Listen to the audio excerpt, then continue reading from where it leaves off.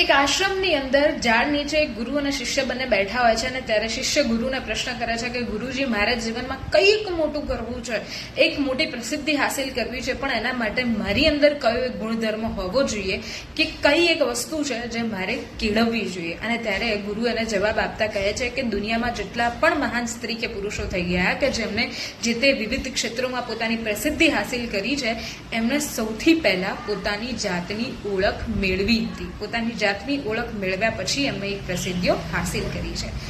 તો વિસ્તૃતમાં ગુરુજી એને સમજાવતા કહે છે કે આખી દુનિયાના સર્જનમાં ખાલી મનુષ્ય જેવો સર્જન છે કે જેને જન્મસિદ્ધ શક્તિઓ મળી છે. આપણી જોડે એટલી પ્રચંડ શક્તિઓ છે કે જે આપણે વાપરતા નથી અને વણ વપરાય એટલે કે વાપર્યા વગરની જ એમની એમ પડી રહે છે અને માણસ મૃત્યુ પામે છે. આપણે એ શક્તિઓનો અનાદર કરીએ છીએ. તને જે પણ વસ્તુનો શોખ છે, તને જે પણ વસ્તુ ગમે છે, જે પણ ભૌતિક વસ્તુઓ વિશે તને થોડું ઘણું જ્ઞાન છે, એ બધામાં તું મહેનત કરી જો. એમાંથી તને ગમતામાં તું પ્રયત્ન કરી જો.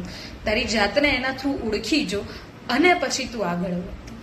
આપણે પણ વૈજ્ઞાનિકોના કહેવા અનુસાર આપણામાંથી પણ એટલા જ લોકો છે, ઘણા એવા કે જૂજ લોકો કે જે આ શક્તિઓનો ઉપયોગ કરી શકે છે. આશરે 3 થી 10% લોકો છે કે જેમની પોતાની શક્તિમાંથી ખાલી 1 થી 2% વાપરી શક્યા છે.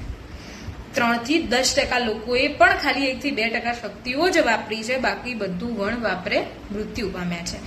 આપણે આપણી જાતના કોલંબસ બનીને આપણી જાતને શોધવામાં જરૂર છે, જેમાં આપણે અત્યાર સુધી નિષ્ફળ નીવડ્યા છે. ये था हर रोज का एक किस्सा बाय यामिनी में. आज का किस्सा मिलते हैं अगले वीडियो में. तब तक के लिए stay tuned, stay connected with me.